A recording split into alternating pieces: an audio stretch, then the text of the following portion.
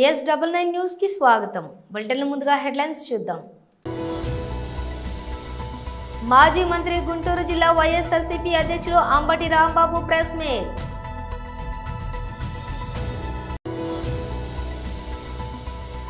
Fish Andhra పేరుతో కోట్లు దోచేశారు minister Kollu Ravindra.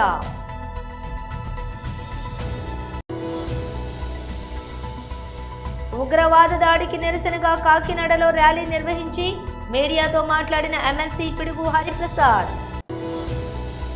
Kalvakuntla కుటుంబం తీవ్రవాదులకేమీ తక్కువ కాదు, రేవంత్ రెడ్డి వీరికన్నా ప్రమాదకరం, అరవింద్ ధర్మపురి. తెలంగాణ భవన్లో బీఆర్ఎస్ నాయకులు ప్రెస్ మీట్. ఇక డీటెయిల్స్ చూస్తే మాజీ మంత్రి గుంటూరు జిల్లా వైఎస్ఆర్సీపీ అధ్యక్షులు అంబటి రాంబాబు ప్రెస్ మీట్ నిర్వహించారు. కాకపోతే తాను హీరోనని చెప్పి ప్రచారం చేసుకోవడానికి మాత్రం ఆయన వెనుకాడేటటువంటి ప్రశ్న లేదు. వారికి ఉన్నటువంటి మద్దతుగా ఉన్నటువంటి మీడియాలు కూడా అదే కార్యక్రమాలు చేస్తున్నాయి. చంద్రబాబు నాయుడు గారు అధికారంలోకి వచ్చిన తర్వాత సరే హామీలు, ఆయన ఇచ్చిన మాటలు నిలబెట్టుకుపోవటాలు అనే విషయాలు కాసేపు పక్కన పెడితే అది వేరే సబ్జెక్టు. వచ్చిన తర్వాత ఏం ప్రగల్భాలు పలికారంటే ఈనాడులోనే కోరల్ పీకండి సోషల్ సైకోలపై సీఎం నిర్దేశం. పీకేయండి, సోషల్ మీడియాలో ఎవరైనా సరే సైకోలుగా వ్యవహరిస్తే వారిని కోరల్ పీకేయండి అన్నాడు. మదమెక్కి మాట్లాడే వారిని వదిలే ప్రశ్నే లేదు. పెద్ద హెడ్డింగ్. సోషల్ మీడియా సైనికులకు చెక్, తప్పు చేసిన వారిని శిక్ష తప్పదు, అనుచిత పోస్టులకు తీవ్రమైన పరిణామాలు. ఆ పోస్టులు చూసి నా బిడ్డలు కన్నీరు పెట్టుకున్నారు. పవన్ కళ్యాణ్ గారు మంత్రివర్గంలో వాపోయాడట. అసభ్య పోస్టులు పెడితే పీడీ యాక్ట్, అసభ్యమైన పోస్టులు పెడితే మాత్రం ఊరుకోము, పీడీ యాక్ట్ పెట్టేసి లోపలేసేస్తాము అని ప్రగల్భాలు పలికారు. ఇవన్నీ వైసీపీ వారిని లోపల వేయడానికి ఉపయోగించే కార్యక్రమాలే తప్ప చంద్రబాబు నాయుడు గారికి మాత్రం ఆయన పెంచి పోషిస్తున్నటువంటి సోషల్ మీడియాను మాత్రం ఎక్కడ చెక్కు చెదనివ్వాల. అసభ్యకరమైనటువంటి పోస్టులు, అసభ్యకరమైనటువంటి మాటలు, అసభ్యకరమైనటువంటి వేషాలు, అసభ్యకరమైనటువంటి చిత్రీకరణలు చేస్తూనే ఉన్నారు. వారిని ప్రోత్సహిస్తూనే ఉన్నారు చంద్రబాబు నాయుడు గారు. మీరు ఈ మధ్యకాలంలో చూస్తే మాజీ ముఖ్యమంత్రి జగన్మోహన్ రెడ్డి గారి మీద ఒక ఐటీడీపీ కార్యకర్త ఏ విధంగా మాట్లాడాడో మనం చూసాం. వారి మీద, వారి సతీమణి భారతి గారి మీద ఏ రకమైన అనుచిత వ్యాఖ్యలు చేశారో నేను ప్రత్యేకంగా చెప్పాల్సిన అవసరం లేదు. చాలా సీరియస్గా తీసుకోవాల్సినటువంటి అంశం. మేము పెద్దగా సీరియస్గా తీసుకోలేదు, కానీ ప్రజలు తీవ్రంగా స్పందించారు. సోషల్ మీడియాలో న్యూట్రల్ యాక్టివిస్టులు తీవ్రంగా స్పందించారు. ఏమిటి అన్యాయం, ఇంత దారుణంగా ఎలా మాట్లాడతారు, ఇది తప్పు కదా అని చంద్రబాబు నాయుడు గారు యాక్షన్కి వచ్చేసారండి. తక్షణమే అరెస్ట్ చేయమన్నారు, అరెస్ట్ చేశారు. నేను ఆ రోజునే చెప్పా, ఇదంతా ఒక డ్రామా. జగన్మోహన్ రెడ్డి గారి సతీమణిని అన్న తర్వాత మేము ఊరుకోము అనేటువంటి ఒక డ్రామాని క్రియేట్ చేసి ఫిష్ ఆంధ్ర పేరుతో కోట్లు దోచేశారు మినిస్టర్ కొల్లు రవీంద్ర. కొల్లి రవీంద్ర గారికి మాట్లాడించక కోరుతున్నాను. అందరికీ నమస్కారం. వేదికను అలంకరించిన గౌరవ ముఖ్యమంత్రి వర్యులు నారా చంద్రబాబు నాయుడు గారికి, వేదికను అలంకరించిన పెద్దలందరికీ, ఈ కార్యక్రమానికి విచ్చేసిన మత్స్యకార కుటుంబ సభ్యులందరికీ కూడా పేరు పేరున హృదయపూర్వక నమస్కారాలు తెలియజేస్తూ, ఇది ఒక శుభదినం. ఎందుకనంటే ఇవాళ రాష్ట్రంలో అనేక కష్టాలు, ఇబ్బందులున్న మత్స్యకారులకి ఖచ్చితంగా ఏదైతే మనం చెప్పామో ఆ కార్యక్రమం చేయాలని చెప్పి ఈ రోజున దాదాపు 260 కోట్ల రూపాయలు మన కోసం ఖర్చు పెట్టి విడుదల చేయడానికి ఇక్కడ వచ్చిన సందర్భంగా ముఖ్యమంత్రి గారికి మత్స్యకార కుటుంబాలందరి తరఫున కూడా హృదయపూర్వక ధన్యవాదాలు తెలియజేస్తా ఉన్నా. ఎందుకనంటే మొట్టమొదటి నుంచి కూడా మత్స్యకార కుటుంబాలన్నీ కూడా తెలుగుదేశం పార్టీతోనే ఉన్నాయి. ఆ రోజున స్వర్గీయ అన్న నందమూరి తారక రామారావు గారు ఏ గ్రామానికి వెళ్ళినా మన వాళ్ళు ముందున్నారు. అలాగే మన కోసం ఆలోచించే ఏకైక నాయకత్వం కూడా గౌరవ ముఖ్యమంత్రి నారా చంద్రబాబు నాయుడు. ఆనాడు ఆయిల్ సబ్సిడీ వచ్చినా దానికి శ్రీకారం చుట్టింది నారా చంద్రబాబు నాయుడు గారి. మన కోసం రెసిడెన్షియల్ స్కూల్స్ వచ్చినా ఆ కార్యక్రమానికి శ్రీకారం చుట్టింది నారా చంద్రబాబు నాయుడు గారి. ఇవాళ మనం తీసుకున్నటువంటి ఏదైతే ఈ బ్యాన్ పీరియడ్ డబ్బులు మొట్టమొదటి కేవలం మనకు బియ్యం మాత్రమే ఇచ్చేవాళ్ళు, అవి కూడా సమయానికి వచ్చే కాదు. చంద్రబాబు నాయుడు గారు ఆలోచించి 4,000 రూపాయలతో స్టార్ట్ చేసుకున్నాం. గత ప్రభుత్వం 10,000 అని చెప్పి మాయ మాటలు చెప్పి చాలా ఎగ్గొట్టి చాలా మందికి ఏదో ఒక వంక పెట్టి కట్ చేశారు. కానీ ఇవాళ 130,000 మందికి ఇవాళ ఈ తీర ప్రాంతంలో ఉన్నటువంటి మత్స్యకార సోదరులకి ఇవాళ మనం ఈ కార్యక్రమాన్ని అందించడం కూడా జరుగుతోంది. అదే కాదు, 5 సంవత్సరాలు వాళ్ళు ఏమీ చేయలే, మనల్ని మాయ మాటలు చెప్తూ వచ్చారు. ఫిష్ ఆంధ్ర అన్నారు. ఫిష్ ఆంధ్ర పేదలతో 100 కోట్లు దోచుకున్నారు తప్ప మనకి ఎక్కడ కూడా దారి చూపించినటువంటి పరిస్థితి లేదు. ఇవాళ మన గౌరవ ముఖ్యమంత్రి గారు ఇవాళ మన కోసం మీ అందరూ గుర్తుండే ఉంటుంది, ఆ రోజున సముద్రంలోకి వేటకి వెళితే మన వాళ్ళు కొద్దిగా 50 సంవత్సరాలు దాటితే లోపల చేయడానికి ఇబ్బంది పడుతున్నారంటే 50 సంవత్సరాలకే పెన్షన్ ఇచ్చినటువంటి మహానాయకుడు నారా చంద్రబాబు నాయుడు గారని ఈ సందర్భంగా మీకు తెలియజేస్తూ, ఇలా హౌసింగ్లో కూడా గతంలో మనం తీర ప్రాంతంలో ఫౌండేషన్ ఎక్కువ అవుతుందంటే ఆ రోజున అదనంగా కూడా మనకి ఇప్పించడం కూడా జరిగింది. ఇలా మన గురించి ఆలోచించే నాయకుడు, మన కోసం ఉన్న నాయకుడు నారా చంద్రబాబు నాయుడు గారు. భవిష్యత్తులో మరి ఏదైతే మనలో ఉన్నటువంటి కేంద్ర ప్రభుత్వం గత ఫండ్స్ వస్తే ఒక్క పైసా కూడా ఆ ప్రభుత్వం ఖర్చు చేయాల, కానీ ఇవాళ మళ్ళీ ఆ స్కీమ్స్ అన్నీ కూడా మరి పునరుద్ధరణ చేయడానికి కార్యక్రమాలు జరుగుతున్నాయి. మన కోసం ఆలోచించే మన నాయకుడు మన ముందుకు వచ్చినందుకు వారికి అవకాశం ఇవ్వాలి. కాబట్టి ఈ అవకాశం కల్పించిన గౌరవ ముఖ్యమంత్రి గారికి, వేదికను అలంకరించిన పెద్దలందరూ కూడా హృదయపూర్వక నమస్కారాలు తెలియజేసుకుంటూ సెలవు తీసుకుంటా ఉన్నాను. జై హింద్. Thank you sir. ఇప్పుడు మన జిల్లా ఇన్ఛార్జ్ మినిస్టర్ శ్రీ కొండపల్లి శ్రీనివాసరావు గారికి మాట్లాడాల్సిందిగా కోరుతున్నాను. పహల్గాం ఉగ్రవాదుల దాడిని నిరసిస్తూ జనసేన పార్టీ అధ్యక్షులు గౌరవనీయులు ఉప ముఖ్యమంత్రి శ్రీ పవన్ కళ్యాణ్ ఇచ్చిన పిలుపు మేరకు కాకినాడ రూరల్ నియోజకవర్గంలోని సర్పవరం కూడలిలో వందలాది మంది జన సైనికులు, వీర మహిళలు, నాయకులతో కలిసి మానవహారం నిర్వహించి ఉగ్రవాదాన్ని అరికట్టేందుకు కేంద్ర ప్రభుత్వం తీసుకునే వ్యూహాత్మక నిర్ణయాలకు సంపూర్ణ మద్దతు ప్రకటించారు.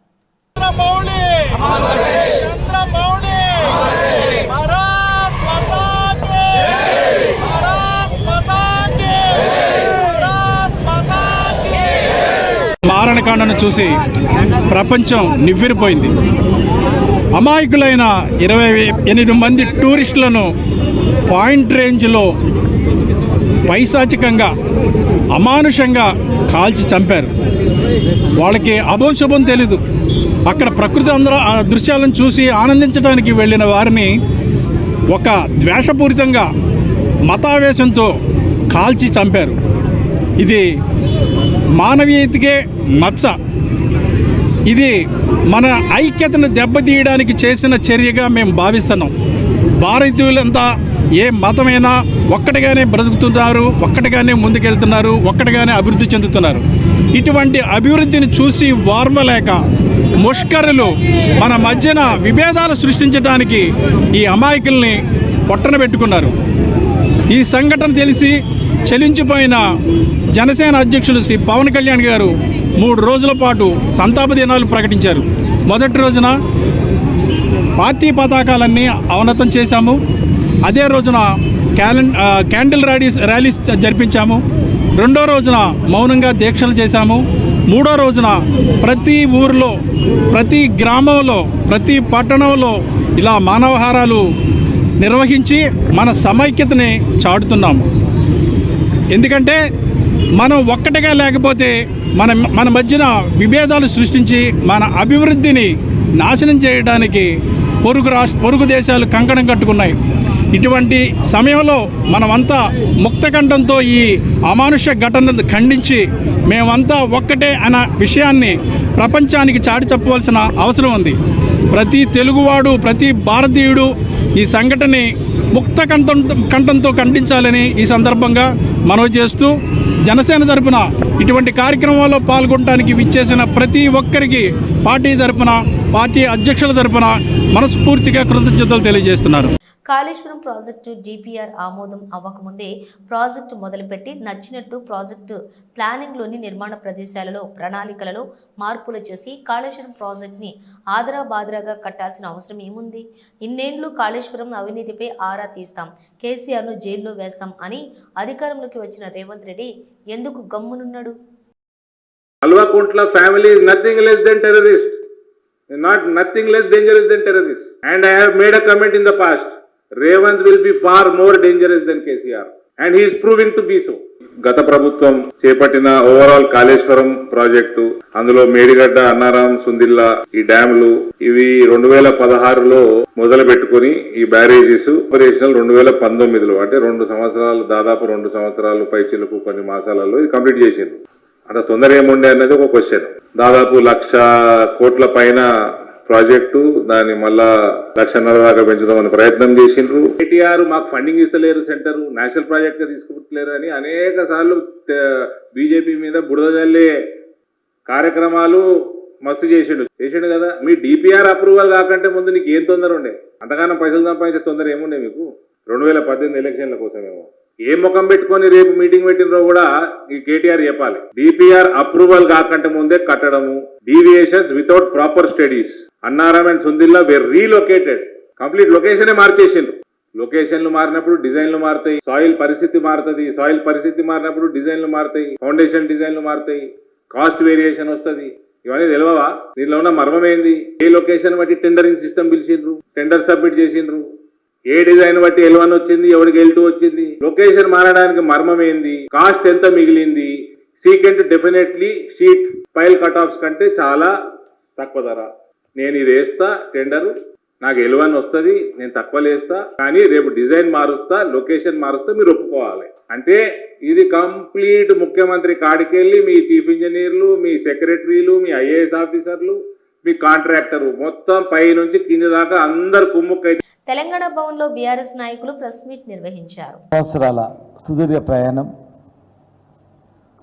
తెలంగాణ వచ్చుడు, కేసీఆర్ సచ్చుడు, తెలంగాణ వచ్చుడు అనే నినాదంతో అస్త్ర సన్యాసం అన్ని పదవులు వదుకొని 2001లో ప్రారంభించినటువంటి తెలంగాణ ఉద్యమం ఈరోజు నాతో పాటు విద్యార్థి దశలో విద్యార్థి నాయకులు, చదువుకున్న రోజుల్లో మరి యూనివర్సిటీలలో వాళ్ళ పడ్డ కష్టాలు, ప్రభుత్వ ఉద్యోగం చేస్తూ ఉద్యోగులు, నిరుద్యోగులు, రైతులు, సంపన్న వర్గాలు, ఆ రోజు అన్ని కుల వృత్తులు కూడా తెలంగాణ ఉద్యమంలో ఒక్కొక్కరు ఒక తలైన పాత్ర పోషించినటువంటి జ్ఞాపకాలు ఈరోజు 25 సంవత్సరాల రజతోత్సవం సందర్భంగా ప్రతి ఒక్కరు కూడా గుర్తు చేసుకుంటూ 3 రకాలుగా తెలంగాణ రాకముందు, తెలంగాణ ఉద్యమం కేసీఆర్ గారు స్టార్ట్ చేసినప్పుడు తెలంగాణ పరిస్థితులు ఏమున్నాయి, ఉద్యమ పరిస్థితి ఏముంది, రాజకీయ నాయకుల యొక్క పరిస్థితి ఏముంది, ఏ రాజకీయ పార్టీలు మద్దతు తెలిపినాయి, వెనుకపోయినాయి, యూటర్న్ తీసుకున్నాయి, ఆ జిమ్మికులు అయినా అన్నిటినీ అధిగమించి పదవులన్నీ కూడా రాజీనామాలు చేస్తూ, ఎలక్షన్లు పెడుతూ, ప్రజలను ఉత్తేజం చేస్తూ మరి 14 సంవత్సరాల సుదీర్ఘ ప్రయాణంలో ఎంతోమంది కరుడుగట్టిన తెలంగాణ వ్యతిరేకులు ఈ టీఆర్ఎస్ పార్టీ ఉంటే తెలంగాణ ఎప్పుడో ఒకసారి తెస్తుంది, టీఆర్ఎస్ని తుడిచిపెట్టుకపోవాలి, తొక్కేసేయాలి, కనుగమరుగు చేయాలని చెప్పి ఎన్నో ప్రయత్నాలు చేసిన సందర్భాలు ఎన్నో రకాలుగా మరి ఆనాటి పరిస్థితులలో అధిగమించి తెలంగాణ ప్రకటన చేసినప్పుడు, చిదంబరం ప్రకటన చేసినప్పుడు ఆనాటి ముఖ్యమంత్రి గారు రోషయ్య గారు నిమ్మరసం ఇస్తారంటే లేదు మీరు రావాలని చెప్పి మా చేతుల మీదుగా దీక్ష విరమణ చేయడం, మరి తెలంగాణ యూటర్న్ తీసుకున్న తర్వాత అనేక సందర్భాల్లో అందరినీ 33 జాతీయ పార్టీలను ఐక్యం చేసి, ప్రజలను ఐక్యం చేసి మరి సావడానికైనా సిద్ధం, వెనుకడుగు నేనని చెప్పి తెలంగాణ తెచ్చిన తర్వాత ఏ ఆశయాల గురించి అయితే తెలంగాణ తెచ్చిండో, ఒక వ్యవసాయం ఎట్లా ఉండాలి ఆనాడే తెలంగాణ రాకముందే ఎన్నోసార్లు కేసీఆర్ గారు వెంబడి మేము పాలు పంచుకోవడం, వ్యవసాయం ఎట్లా అభివృద్ధి చేయాలి, ఉద్యోగుల జీతభత్యాలు ఎట్లా ఇవ్వాలి, నిరుద్యోగులకు ఏ రకంగా ఉన్నాయి, రైతాంగానికి మనం ఏం చేయాలి, కుల వృత్తిని ఎట్లా ఆదుకోవాలి, బడుగు బలహీన వర్గాల వాళ్ళకి ఎట్లా మనం చేయాలి అని చెప్పి ఎన్నో ఆలోచన చేసి ఆనాడు జయశంకర్ గారు వారితో కలిపి ఎన్నో సందర్భాలు. రంగారెడ్డి జిల్లాలో ఒక విషాదకరమైన సంఘటన చోటు చేసుకుంది. కందుకూరు మండలం దన్నారం గ్రామంలో ఓ మహిళ తన వివాహితర సంబంధం కారణంగా భర్తను ప్రియుడితో కలిసి హత్య చేసింది. ఈ ఘటనపై పోలీసులు కేసు నమోదు చేసి దర్యాప్తు చేస్తున్నారు. పోలీసుల కథనం ప్రకారం దన్నారం గ్రామానికి చెందిన ప్రవీణ్, ప్రమీల దంపతులకు 2 పిల్లలు ఉన్నారు. కొంతకాలంగా ప్రమీలకు మరో వ్యక్తితో వివాహితర సంబంధం ఏర్పడింది. ఈ విషయంపై భార్యాభర్తల మధ్య తరచూ గొడవలు జరుగుతూ ఉన్నట్లుగా స్థానికులు తెలిపారు. శుక్రవారం అర్ధరాత్రి ప్రమీల తన ప్రియుడితో కలిసి ఇంట్లో నిద్రిస్తున్న ప్రవీణ్ కు ఉరివేసి హత్య చేసింది. అనంతరం అది ఆత్మహత్యగా చిత్రీకరించే ప్రయత్నం చేసింది. అయితే ప్రవీణ్ మృతిపై అనుమానం వ్యక్తం చేస్తూ అతని తల్లిదండ్రులు, గ్రామస్తులు కందుకూరు పోలీసులకు సమాచారం అందించారు. వెంటనే ఘటనా స్థలానికి పోలీసులు చేరుకుని మృతదేహాన్ని పరిశీలించారు. ప్రమీల ప్రవర్తనపై కూడా అనుమానం రావడంతో ఆమె ప్రియుడిని అదుపులోకి తీసుకొని విచారించగా అసలు విషయం వెలుగులోకి వచ్చింది. ఈ ఘటనపై పోలీసులు కేసు నమోదు చేసి దర్యాప్తు చేస్తున్నారు. జహీరాబాద్ ఎంపీడీఓ కార్యాలయంలో 10 గంటలకు రావాల్సినటువంటి అధికారులు 12 గంటల వరకు ఎవరూ లేరు. ఎప్పుడు వచ్చినా ఎంపీడీఓ కార్యాలయంలో కనిపించరు. అసలు అధికారులు వాళ్ళ ఇష్టం వచ్చినప్పుడు వస్తారు. వీరు ప్రజల కోసం ఉన్నారా లేక వాళ్ళ సొంత పనుల కోసం ఉన్నారా అని ప్రజలు ప్రశ్నిస్తున్నారు. ప్రజలను పట్టించుకుని అధికారులపై చర్యలు తీసుకుని ఎంపీడీఓను తొలగించగలరని ప్రజలు వారి యొక్క ఆవేదనను వ్యక్తం చేస్తూ ఉన్నారు. అలాగే ఇక్కడ ఉపాధి హామీ పనులకు సంబంధించిన ఏపీఓ తన గత 2 నెలల నుండి కూడా కూలీలకు వేతనాలు లేక అప్పు చేసి వారి కుటుంబాలు గడుపుతున్నారని ఈ అంశం మీద ఏపీఓని ప్రశ్నిస్తే వచ్చే వారం వస్తాయి ఏపీఓ మీడియాకు చెప్పడం జరిగింది.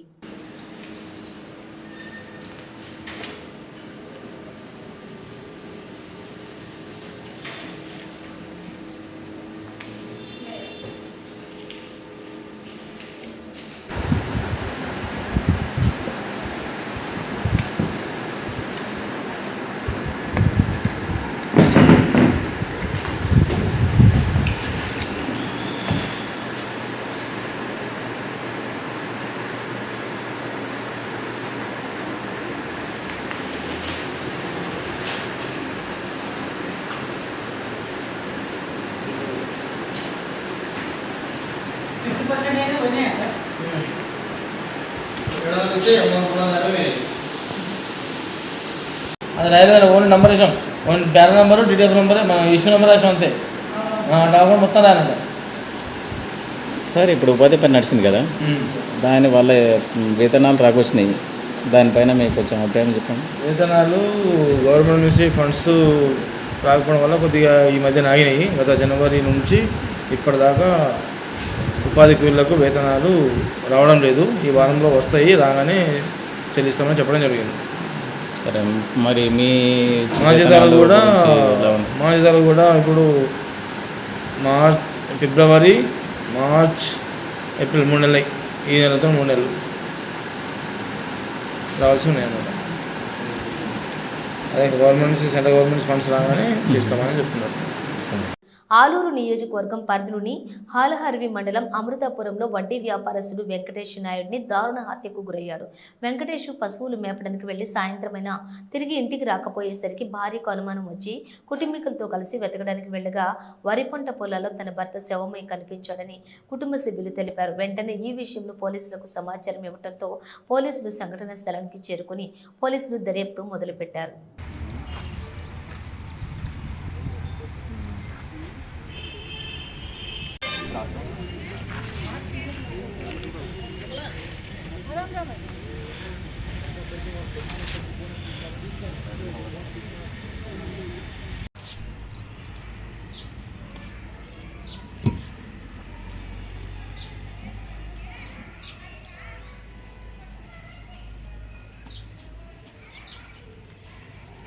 మండలము ఆలూరు తాలూకా అది. మా తమ్ముడు పెద్ద వెంకటేష్ అని బస్సులు కాసేదానికి పొలానికి పోయి ఉంటే ఆయన వడ్డీ వ్యాపారం చేస్తుండేవాడు. డబ్బులు ఇచ్చి చాలా మందితో రిజిస్ట్రేషన్ చేయించుకున్నారు పొలాలు కూడా. అది ఒక 5 మంది చేసింటే దాన్ని ఎవరు డబ్బులు అడిగింటే దాన్ని ఏం చేశారో మాకే అర్థం కావట్లేదు. సాయంత్రం 5 గంటలప్పుడు మాకు ఇన్ఫర్మేషన్ ఏడుండదని రాలేదు, ఇంటికి రాకుండా వెతికినాం పోయి. కానీ అక్కడ నరికి పడినాడు. దాన్ని ఎవరు అనేది మాకు ఇంకా ఇన్ఫర్మేషన్ అంతా పక్కా తెలియదు. డబ్బులు ఇచ్చిన వాళ్ళు ఈ పని చేసిన మాకు వాళ్ళ మీద అనుమానాలు ఉన్నాయి కొన్ని. వాళ్ళు ఏమైనా చేసింటారేమని పోలీస్ డిపార్ట్మెంట్ని కోరుతున్నాం సార్, దాన్ని సహకరించవలసిందిగా కోరుతున్నాం. మీ పేరు? కే రామన్న, అమృతాపురం గ్రామం. కే వెంకటేష్ తమ్ముడు మేము మాట్లాడేది. మధ్యాహ్నం పొలంకి పోయింటే పశువులు కాసేకి ఎవరు గుర్తు తెలియని వ్యక్తులు ఆయనతో డబ్బు తీసుకున్న వల్ల మాకు అనుమానం ఉన్నది. ఎవరు అనేది పోలీసు వాళ్ళని దాన్ని దర్యాప్తు చేసి సహకరించాలిగా కోరుతున్నాం. మీ పేరు? కే చిన్న వెంకటేష్, అమృతాపురం, సొంత తమ్ముడు. మండలం అమృతాపురానికి చెందినటువంటి పెద్ద వెంకటేష్ అనే వ్యక్తి నిన్న ఉదయం వాళ్ళ గ్రామం నుంచి పశువులు దొరుకుని పొలానికి వెళ్ళి తిరిగి సాయంత్రం కూడా ఇంటికి రాకపోవడంతో వాళ్ళ భార్యకు అనుమానం వచ్చి ఎందుకు రాదని ఫోన్ చేయగా ఫోన్ స్విచ్ ఆఫ్ అయింది. ఈ విషయంలో బంధువులందరితో కూడా మాట్లాడుకొని మొత్తం పొలాలు వెతుకుతుండగా సాయంత్రం 5:30 ఆ టైంలో వరి పొలాల్లో చనిపోయి ఉన్నాడు. ఆ దగ్గర వాళ్ళు చూస్తే మొత్తం వెనుక వైపు గాయాలతో ఉన్నాయి. వాళ్ళ భార్య ఇచ్చినటువంటి ఫిర్యాదు మేరకు వాళ్ళ భర్త వ్యవసాయము మరియు అదేవిధంగా వడ్డీ వ్యాపారం కూడా చేస్తూ ఉంటారు. ఇప్పుడు నిన్న పొలానికి వెళ్ళినప్పుడు ఎవరో అతనికి సరిపోని వాళ్ళు ఈ విధంగా చంపి అక్కడ పడేసినారని చెప్పేసి వాళ్ళు ఫిర్యాదు చేయడం జరిగింది. దీనిపైన కేసు నమోదు చేసుకుని ఇన్వెస్టిగేషన్ చేస్తున్నాము. దాని వెనక ఎవరున్నారు ఏంటి అనేది కూడా త్వరలో వెళ్ళచ్చు. బులెటిన్ ముగించే ముందు హెడ్లైన్స్ మరోసారి. మాజీ మంత్రి గుంటూరు జిల్లా వైఎస్ఆర్సీపీ అధ్యక్షులు అంబటి రాంబాబు ప్రెస్ మీట్.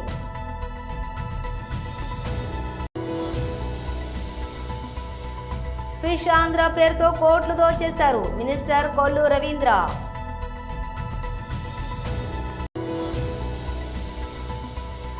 ఉగ్రవాద దాడికి నిరసనగా కాకినాడలో ర్యాలీ నిర్వహించి మీడియాతో మాట్లాడిన ఎమ్మెల్సీ పిడుగు హరిప్రసాద్.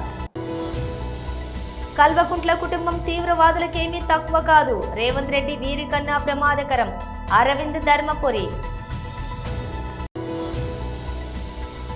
తెలంగాణ భవన్లో బీఆర్ఎస్ నాయకులు ప్రెస్ మీట్. ఇవి బులెటిన్ విశేషాలు. మరో బులెటిన్తో మళ్ళీ కలుద్దాం.